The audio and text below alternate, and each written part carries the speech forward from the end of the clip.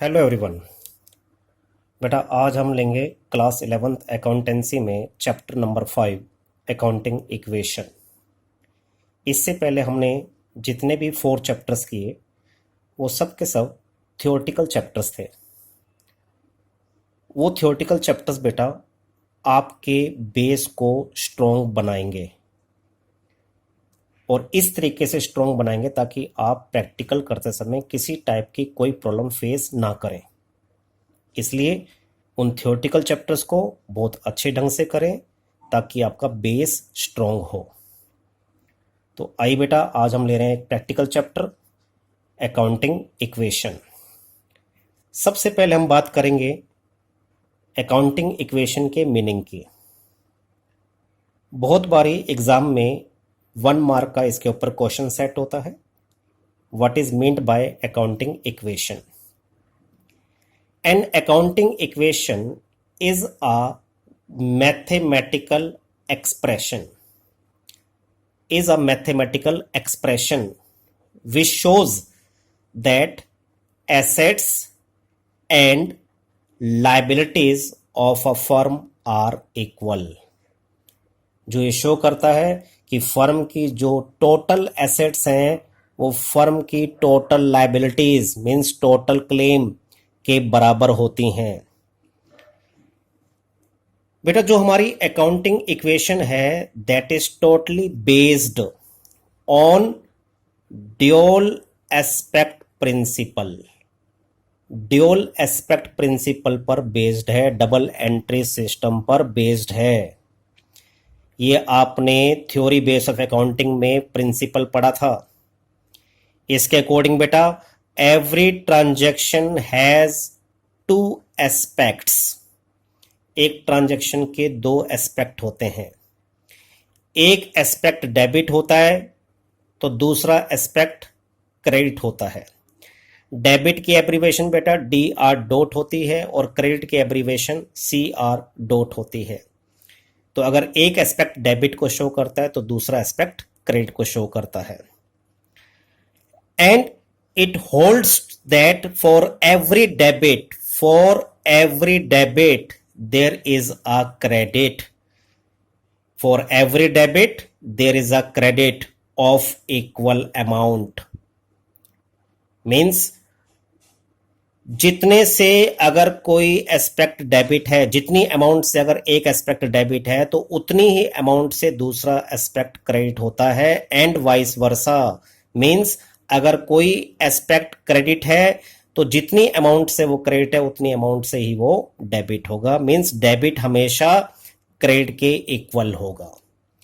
ये हमने पढ़ा था डबल एंट्री सिस्टम में बेटा।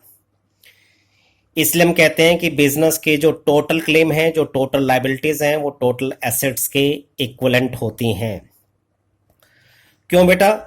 क्योंकि जो एसेट्स है आगे जाके पढ़ोगे, चैप्टर आएगा आपके पास rules of debit and credit का। एसेट्स का बैलेंस बेटा डेबिट होता है और क्लेम्स, जितने भी हमारे बिजनेस की क्लेम्स हैं, जितनी भी हमारी लाइबिलिटीज हैं, लाइबिलिटीज का बैलेंस क्रेडिट होता है। बिजनेस की जितनी भी क्लेम्स हैं, जितनी भी लाइबिलिटीज हैं, उनका बैलेंस क्रेडिट होता है और एसेट्स का बैलेंस डेबिट होता है। तो एसेट्स हमेशा लाइबिलिटीज के बराबर होती हैं। इट मीन्स डेबिट हमेशा क्रेडिट के इक्वलेंट होता है। जो टोटल क्लेम है यानी जो टोटल लाइबिलिटीज हैं वो बिजनेस की बेटा 2 पार्ट्स में डिवाइड होती हैं। Amount owed by business to outsiders, जो पैसा बिजनेस ने बाहर वालों को देना है उनको हम लाइबिलिटीज कहते हैं। And amount owed by business to the proprietor which is known as capital. तो बेटा बिजनेस की 2 लाइबिलिटीज हैं, इंटरनल एंड एक्सटर्नल। जो पैसा बिजनेस ने ओनर को देना है वो इंटरनल है, जिसको हम कैपिटल कहते हैं। जो पैसा बिजनेस ने बाहर वालों को देना है एक्सटर्नल है, उन्हें हम लाइबिलिटीज कहते हैं। तो बेटा इट मीन्स क्लियर हो गया ये कि हम इसको इस तरीके से एक्सप्रेस कर सकते हैं। बिजनेस की जो एसेट्स हैं वो टोटल क्लेम के बराबर हैं। क्लेम हमारे पास 2 हैं, liabilities external plus capital internal. It means assets equal to liabilities plus capital. Assets हमेशा इक्वल होती हैं the sum total of liabilities and capital. इसे बेटा हम फंडामेंटल अकाउंटिंग इक्वेशन कहते हैं, फंडामेंटल अकाउंटिंग इक्वेशन, और जिसको हम बैलेंस शीट इक्वेशन भी कहते हैं। बैलेंस शीट इक्वेशन बेटा हम इसको क्यों कहते हैं? क्योंकि बेटा बैलेंस शीट की टू साइड्स होती हैं, asset side and liability side. Balance sheet की एसेट साइड को बेटा राइट हैंड साइड पे रखा गया है और बैलेंस शीट की लायबिलिटीज को लेफ्ट हैंड साइड पे रखा गया है। इसके पीछे मैं आपको एक लॉजिक भी देता हूं बेटा, जिससे आप इसको याद कर सकते हैं। एक पर्सन का जो राइट हैंड साइड होता है वो ज्यादा मजबूत होता है और एसेट्स बिजनेस को मजबूत बनाती हैं, तो इसलिए हमने एसेट्स को राइट हैंड साइड में लिया है। लायबिलिटीज बिजनेस को वीक बनाती हैं, ठीक है, और एक पर्सन का जो लेफ्ट हैंड होता है बेटा वो वीक होता है, इसलिए हमने लायबिलिटीज को लेफ्ट हैंड साइड पर लिया है। तो हमेशा याद रखना बेटा इस पॉइंट ऑफ व्यू से कि एसेट्स को आपने राइट हैंड साइड पे लिखना है और लायबिलिटीज को लेफ्ट हैंड साइड पे लिखना है, इसमें कभी मिस्टेक्स नहीं करनी, ठीक है बेटा। और बैलेंस शीट की दोनों साइड का टोटल बेटा हमेशा इक्वल होता है। एसेट्स और लायबिलिटीज में बेटा दो तरह की liabilities, external and internal, means liabilities and capital, इन दोनों का टोटल हमेशा एसेट्स के इक्विवेलेंट होगा, means assets equal to liabilities plus capital होगा। अब ये हमारी फंडामेंटल अकाउंटिंग इक्वेशन है, इसकी हेल्प से हम फर्दर टू इक्वेशन को और ड्राइव कर सकते हैं। इसकी हेल्प से हम लायबिलिटीज की वैल्यू भी फाइंड आउट कर सकते हैं और इसकी हेल्प से हम कैपिटल की वैल्यू भी फाइंड आउट कर सकते हैं। लायबिलिटीज का फॉर्मूला बनेगा बेटा एसेट्स माइनस कैपिटल और कैपिटल का फॉर्मूला बनेगा एसेट्स माइनस लायबिलिटीज। लेकिन जो assets equal to liabilities plus capital है, इसी को हम फंडामेंटल अकाउंटिंग इक्वेशन कहते हैं। ये हमारी फंडामेंटल अकाउंटिंग इक्वेशन है। एग्जाम में कई बारी बेटा क्वेश्चन आता है 1 मार्क का कि give fundamental accounting equation, then you are suppose to write A equal to L plus C. आपने ये नहीं लिखना L equal to A minus C या C equal to A minus L, ये तो फर्दर डेरिवेशन है बेटा। आपने assets equal to liabilities plus capital लिखना है। ये 1 मार्क का कई बारी एग्जाम में क्वेश्चन आया हुआ है। अब बेटा बात आती है कि हमने आपको बता रखा है कि भाई फाइनेंशियल स्टेटमेंट्स में बिजनेस दो स्टेटमेंट्स तैयार करता है, एक इनकम स्टेटमेंट तैयार करता है और एक पोजिशनल स्टेटमेंट तैयार करता है। पोजिशनल स्टेटमेंट यानी बैलेंस शीट। तो इस इक्वेशन को तो हम बैलेंस शीट इक्वेशन कहते हैं। तो बैलेंस शीट के एसेट्स लायबिलिटीज कैपिटल के हिसाब से हम यहां पर चलेंगे। लेकिन इनकम स्टेटमेंट्स में हमारे पास रिवेन्यू और एक्सपेंस आते हैं, तो रिवेन्यू एक्सपेंस का आपने यहां पर कोई अलग से अकाउंट ओपन नहीं करना। रिवेन्यू और एक्सपेंस का इफेक्ट कैपिटल के ऊपर पड़ता है। ध्यान से देखिए बेटा, मैंने यहां पर रिवेन्यू भी लिया और एक्सपेंस भी लिया। रिवेन्यू से प्रॉफिट इंक्रीज होगा और प्रॉफिट से कैपिटल इंक्रीज होगी, मींस रिवेन्यू बिजनेस की कैपिटल, बिजनेसमैन की कैपिटल को इंक्रीज करती हैं। एंड एक्सपेंसेस लॉस को रिप्रेजेंट करेंगे। एक्सपेंस जितने होंगे उससे बिजनेस का लॉस होगा, मींस प्रॉफिट्स आपके कम हो जाएंगे। प्रॉफिट कम होना यानी एक तरीके से लॉस, और लॉस से ओनर की जो कैपिटल है वो रिड्यूस हो जाएगी, कैपिटल कम हो जाएगी। ठीक है बेटा, तो जब भी आपको एक्सपेंसेस और रिवेन्यूज दे रखे हो तो उसका इफेक्ट कैपिटल के ऊपर पड़ेगा।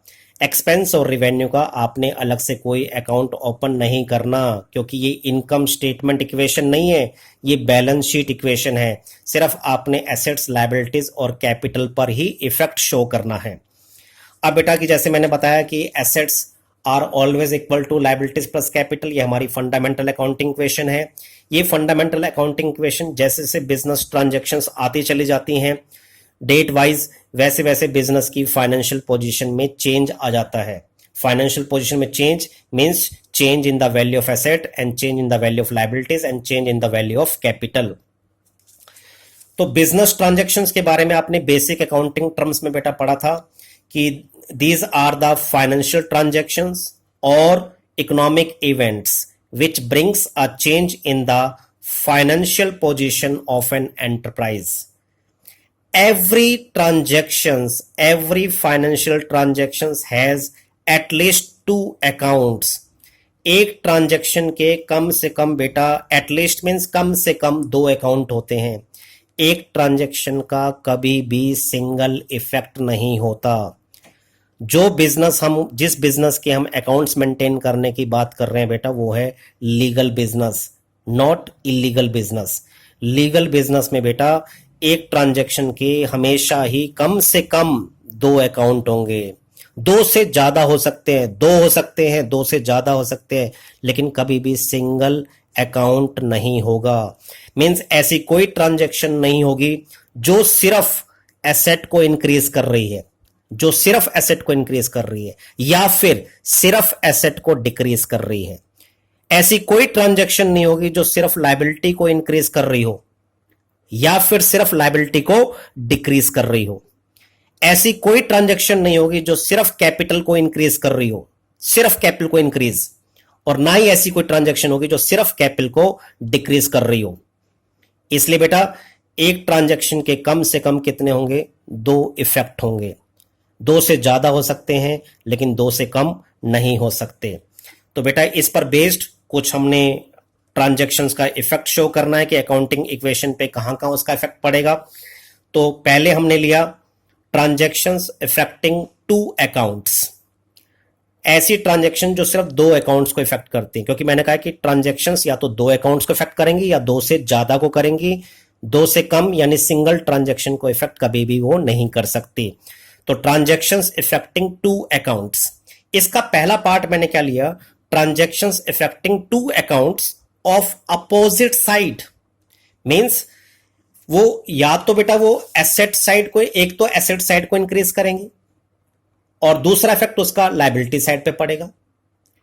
मींस एक इफेक्ट एसेट पे पड़ेगा, एक इफेक्ट लायबिलिटी पे पड़ेगा, या फिर एक इफेक्ट एसेट पे पड़ेगा, एक इफेक्ट कैपिटल पे पड़ेगा। अपोजिट साइड मतलब एक इफेक्ट यहां पर और एक इफेक्ट यहां पर। समझ गए बेटा? एक ही जगह इफेक्ट नहीं पड़ेगा, एक इफेक्ट यहां, एक इफेक्ट यहां। अब यहां में लायबिलिटी पे भी पड़ सकता है और कैपिटल पे भी पड़ सकता है। तो एक इफेक्ट एसेट पे और एक इफेक्ट लायबिलिटी पे, या फिर एक इफेक्ट एसेट पे और एक इफेक्ट कैपिटल पे। तो हमने जो यहां पे डिस्कस करना है बेटा, मैंने यहां पर लिया है transactions effecting 2 accounts of opposite side. देखिए मैंने क्या क्या इसमें लिए, मैंने 4 कंडीशन बना दी बेटा इसमें। ऐसी ट्रांजैक्शंस जो एसेट को इंक्रीज करे एंड कैपिटल को इंक्रीज करे। मींस एसेट को भी इंक्रीज कर रही है और कैपिटल को, लायबिलिटी को भी इंक्रीज कर रही है। ऐसी ट्रांजैक्शन नंबर 1 मैंने लिया, ऐसी ट्रांजैक्शन जो एसेट को इंक्रीज करे और लायबिलिटी को इंक्रीज करे। दूसरी ट्रांजैक्शंस, दूसरे टाइप की ट्रांजैक्शंस जो लायबिलिटी को डिक्रीज करे और एसेट को डिक्रीज करे। थर्ड सिचुएशन मैंने यहां पर ली, एसेट को इंक्रीज करे, कैपिटल को इंक्रीज करे, कैपिटल को डिक्रीज करे और एसेट को डिक्रीज करे। ये मैंने बेटा 4 सिचुएशन यहां पर ली हैं। आप ध्यान से देख लो बेटा, हमारी अकाउंटिंग इक्वेशन है A = L + C। तो मैंने क्या लिया कि अपोजिट साइड पर 2 इफेक्ट पड़े। अपोजिट साइड पे जो 2 इफेक्ट पड़ रहे हैं अपोजिट साइड पे पड़े। मींस एसेट इंक्रीज हो, लायबिलिटी इंक्रीज हो, या फिर दूसरा लायबिलिटी डिक्रीज हो तो एसेट भी डिक्रीज हो। फिर मैंने लिया एसेट इंक्रीज हो, कैपिटल भी इंक्रीज हो, और चौथा लास्ट लिया मैंने कैपिटल डिक्रीज हो तो एसेट भी डिक्रीज हो। तो ये 4 बेटा इसमें सिचुएशन मैंने ली हैं। अब इन 4 सिचुएशन जो मैंने ली, इन पर कौन कौन सी ट्रांजैक्शंस हमारी बन सकती हैं, आइए उस पर डिस्कस करते हैं। ध्यान से देखिए बेटा, फर्स्ट सिचुएशन हमारे पास है कि हमने ऐसी ट्रांजैक्शन लेनी है जो हमारी एसेट को भी इंक्रीज कर दे और लायबिलिटीज को भी इंक्रीज कर दे। एरो अपवर्ड है तो मींस इंक्रीज कर दे। मैंने पहला एग्जांपल लिया बेटा इसमें, goods purchased on credit. Credit पे गुड्स परचेज किया। गुड्स बेटा स्टॉक को रिप्रेजेंट करता है, स्टॉक हमारी एसेट है, और क्रेडिट पे परचेज करने से हमारे क्रेडिटर्स बनते हैं और क्रेडिटर्स हमारी लायबिलिटी है। तो गुड्स क्रेडिट पे परचेज करने से बेटा स्टॉक भी इंक्रीज हो जाएगा और क्रेडिटर्स भी इंक्रीज हो जाएंगे। मींस एसेट भी इंक्रीज हो जाएगी और लायबिलिटी भी इंक्रीज हो जाएगी। दूसरा एग्जांपल मैंने यहां पर लिया, loan taken from bank. Bank से आपने लोन लिया। बैंक से लोन लेने पर बेटा आपका बैंक बैलेंस इंक्रीज हो जाएगा। बैंक बैलेंस आपकी एसेट है और बैंक लोन जो आपने लिया वो फ्यूचर में आपको चुकाना है, वो आपकी लायबिलिटी है। तो बैंक लोन लायबिलिटी है और बैंक बैलेंस आपकी एसेट है। तो आपकी एसेट भी इंक्रीज हो रही है और आपकी लायबिलिटी भी इंक्रीज हो रही है। तो फर्स्ट सिचुएशन हमने ली बेटा, ऐसी ट्रांजैक्शन बताओ जिससे हमारी एसेट भी इंक्रीज हो और लायबिलिटीज भी इंक्रीज हो। दूसरी सिचुएशन हमने ली कि ऐसी ट्रांजैक्शंस हमने बतानी है जिससे हमारी लायबिलिटीज डिक्रीज हो और एसेट्स भी डिक्रीज हो। तो बेटा मैंने एग्जांपल लिया, पेड टू क्रेडिटर्स, आपने क्रेडिटर्स को पेमेंट कर दी। क्रेडिटर्स क्या थे बेटा? आपकी लायबिलिटी थी। पेमेंट करने से बिजनेस के पास से क्या जा रहा है? कैश जा रहा है। कैश बिजनेस की एसेट है, तो क्रेडिटर्स को पे करने से क्रेडिटर्स यानी लायबिलिटी भी आपकी कम हो जाएगी और बिजनेस से कैश यानी एसेट भी कम हो जाएगा। यानी एसेट भी कम हो रही है और लायबिलिटीज भी कम हो रही है। तीसरी सिचुएशन हमने ली बेटा कि ऐसी ट्रांजैक्शन बताओ जिससे एसेट भी इंक्रीज हो और ओनर्स की कैपिटल भी इंक्रीज हो। तो यहां पर हमने एग्जांपल लिया बेटा, business started with cash, business आपने कैश लगा के स्टार्ट किया, तो होगा क्या बेटा? इससे बिजनेस में कैश इंक्रीज हो जाएगा और उससे हमारे बिजनेस की जो लायबिलिटी है towards the owner means capital, वो भी आपकी इंक्रीज हो जाएगी। तो कैश भी इंक्रीज हो जाएगा और कैपिटल भी इंक्रीज हो जाएगी, मींस एसेट भी इंक्रीज हो जाएगी और कैपिटल भी इंक्रीज हो जाएगी। फोर्थ सिचुएशन में ली कि ऐसी ट्रांजैक्शन बताओ जिससे ओनर्स की कैपिटल रिड्यूस हो जाए और एसेट्स भी रिड्यूस हो जाए, मींस कैपिटल और एसेट्स दोनों कम हो जाएं। हमने एग्जांपल लिया बेटा इसमें, cash withdrawn bye proprietor for private use और पर्सनल यूज। कैश विथड्रॉन कर लिया प्रोप्राइटर ने, तो जिसे हम क्या कहते हैं? ड्राइंग्स ओनर की कैपिटल को रिड्यूस कर देती है, तो बेटा एक इफेक्ट तो इसका कैपिटल पे पड़ेगा। और कैश विथड्रॉन करने से बिजनेस में कैश कम हो रहा है, कैश आपकी एसेट है, एसेट भी कम हो रही है और कैपिटल भी कम हो रही है। तो ये सारी सिचुएशंस हमने ली कि एटलीस्ट दो अकाउंट्स अपोजिट साइड के लिए बेटा, एक एसेट साइड के और एक लायबिलिटी साइड के। सेकंड बेटा हमने सिचुएशन यहां पर ली कि transactions effecting two accounts of same side. अब आपने सेम साइड पर के दो अकाउंट्स को लेना है। Transactions effecting two accounts of same side but in opposite direction. Opposite direction मतलब एक बारी प्लस होगा तो एक बारी क्या होगा बेटा? माइनस होगा। जैसे कि मैंने आपको अकाउंटिंग इक्वेशन बताई थी, A equal to L plus C। ठीक है बेटा, तो इफेक्ट, दो इफेक्ट आपने या तो सिर्फ एसेट्स पे लेने हैं, मींस एसेट इंक्रीज हो रही है और एसेट ही डिक्रीज हो रही है, या फिर लायबिलिटीज पर लेने हैं, लायबिलिटी ही इंक्रीज हो रही है और लायबिलिटी ही डिक्रीज हो रही है, और या फिर कैपिटल पे लेना है, कैपिटल ही इंक्रीज हो रही है और कैपिटल ही डिक्रीज हो रही है। तो इस तरीके से आपने इफेक्ट लेने हैं बेटा।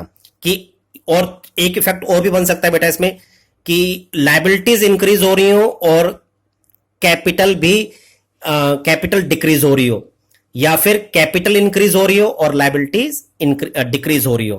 तो ये कुछ सिचुएशन मैंने यहां पर लिए हैं कि सेम साइड पे ही बताना है आपने।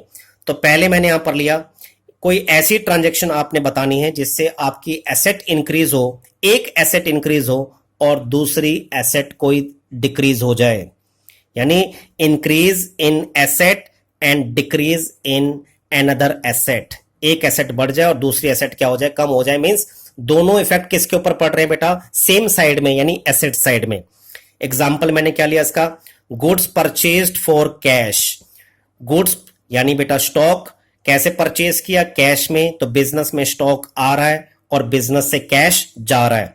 स्टॉक और कैश दोनों ही आपकी एसेट है। स्टॉक वाली एसेट इंक्रीज हो रही है और कैश वाली एसेट डिक्रीज हो रही है। फिर बेटा मैंने इसमें एक एग्जांपल और लिया, cash deposit into bank. Cash आपने बैंक में जमा करवाया, इससे आपका बैंक बैलेंस इंक्रीज हो जाएगा बेटा और बिजनेस से कैश बैलेंस डिक्रीज हो जाएगा। कैश बैलेंस और बैंक बैलेंस दोनों ही आपकी एसेट है बेटा। बैंक वाली एसेट इंक्रीज हो जाएगी और कैश वाली एसेट डिक्रीज हो जाएगी। मींस एक एसेट इंक्रीज हो रही है, दूसरी टाइप की एसेट डिक्रीज हो रही है। फिर हमने बेटा इसमें सेकंड लिया, सेकंड है कि ऐसी ट्रांजैक्शन बताओ जो लायबिलिटीज को डिक्रीज करे और किसी दूसरी लायबिलिटी को इंक्रीज कर दे। इसमें बेटा हमने एग्जांपल लिया, bill accepted for a creditor. Creditor के लिए हमने बिल एक्सेप्ट कर लिया। बेटा क्रेडिटर कैसे बनते हैं? क्रेडिटर बनते हैं क्रेडिट पर गुड्स परचेज करने से। आपने क्रेडिट पे गुड्स परचेज कर लिया, अब वो आपके क्रेडिटर बन गए। अब उस क्रेडिटर को जब हम रिटर्न एक्नॉलेजमेंट दे देते हैं कि भाई हम आपका पैसा आफ्टर 1 मंथ और 2 मंथ्स पे कर देंगे, रिटर्न में हमने उसको एक्नॉलेजमेंट दे दी, तो इसका मतलब हमारे बिल्स पेबल बन गए बेटा। तो क्रेडिटर्स हमारी लायबिलिटी है और बिल्स पेबल भी हमारी लायबिलिटी है। जब हम क्रेडिटर्स को रिटर्न एक्नॉलेजमेंट दे देंगे तो क्रेडिटर्स वाली लायबिलिटी हमारी कम हो जाएगी और बिल्स पेबल वाली हमारी जो लायबिलिटी है वो इंक्रीज हो जाएगी। तो लायबिलिटी डिक्रीज हो रही है और दूसरे टाइप की लायबिलिटी इंक्रीज हो रही है। तीसरी सिचुएशन बेटा हमने इसमें ली कि ऐसी ट्रांजैक्शन आप बताओ जो कैपिटल को ही इंक्रीज करे और कैपिटल को ही डिक्रीज करे। इसके लिए बेटा मैंने 2 एग्जांपल लिए। फर्स्ट एग्जांपल मैंने लिया इंटरेस्ट ऑन कैपिटल अलाउड, क्योंकि बिजनेस एंटिटी प्रिंसिपल आपने पढ़ा है कि if any amount invested by the proprietor which is known as capital, business allow interest on this capital.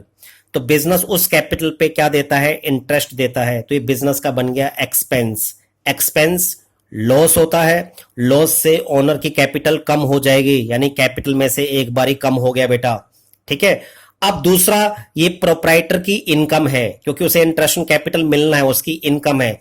तो कैसे मिलेगी उसको इनकम? उसकी कैपिटल इंक्रीज करके। तो ये कैपिटल को ही इंक्रीज कर देगा और कैपिटल को ही डिक्रीज कर देगा। दूसरी ट्रांजैक्शन मैंने ली बेटा interest on drawings charged. Drawing जो प्रोप्राइटर करता है अपने पर्सनल यूज के लिए, बिजनेस उस ड्राइंग पे प्रोप्राइटर से इंटरेस्ट चार्ज करता है।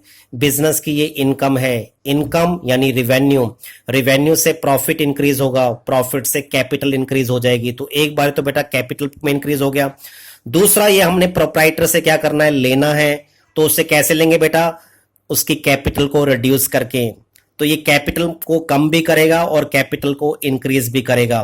तो ये 2 ट्रांजैक्शन आपको याद रखनी है, interest on capital allowed and interest on drawings charged. Capital में ही प्लस होती है बेटा, कैपिटल में ही माइनस होती हैं। फिर हमने एक सिचुएशन ली बेटा कि ऐसी ट्रांजैक्शन बताओ जिससे लायबिलिटी इंक्रीज हो जाए और कैपिटल डिक्रीज हो जाए। मीन सेम साइड, लायबिलिटीज और कैपिटल बेटा सेम साइड में होती हैं। तो सेम साइड की बात हम कर रहे हैं कि ऐसी ट्रांजैक्शन बताओ जिससे लायबिलिटी इंक्रीज हो जाए और कैपिटल डिक्रीज हो जाए। तो उसका एग्जांपल हमने लिया आउटस्टैंडिंग एक्सपेंसेस प्रोवाइडेड।